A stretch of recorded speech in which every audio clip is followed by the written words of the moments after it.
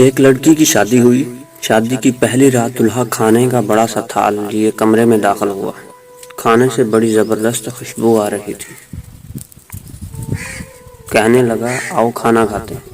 بیوی بولی میں نے دیکھا ہے تمہاری والدہ نے ابھی کھانا نہیں کھایا، ان کو بھی بلا لو پھر مل کر کھاتے ہیں۔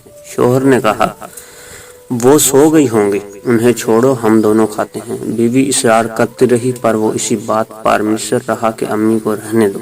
جب بیوی نے شوہر کا یہ رویہ دیکھا تو اسی وقت طلاق کا مطالبہ کر دیا۔ شوہر بڑا حیران ہوا۔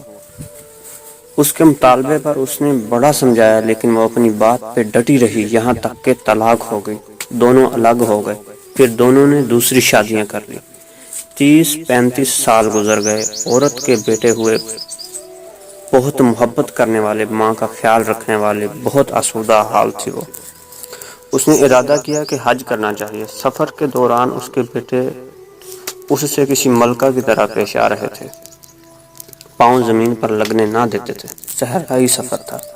راستے میں ایک آدمی پر نظر پڑی جو بہت بری حالت میں بھوکا پیاسا، بال کچڑی، کپڑے پرانے۔ اس عورت نے بیٹوں سے کہا جاؤ دیکھو کون مسافر ہے، اسے اٹھاؤ، ہاتھ منہ دھلا کر کھانا کھلاؤ، پانی پلاؤ۔ چنانچہ بیٹے گئے، ماں نے جیسا کہا تھا ویسا کیا۔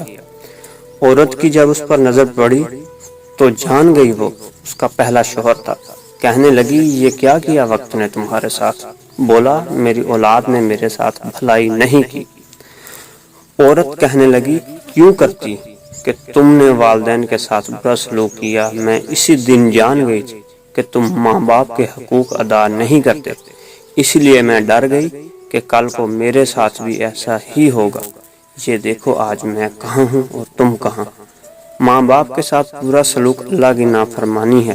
اگر اپنا بڑھاپا ہم شاندار گزارنا چاہتے ہیں تو والدین کے ساتھ شاندار سلوک کیجیے، کیونکہ یہ ایسا عمل ہے جس کا بدلہ دنیا میں ہی دیا جاتا ہے، خواہ اچھا ہو یا برا۔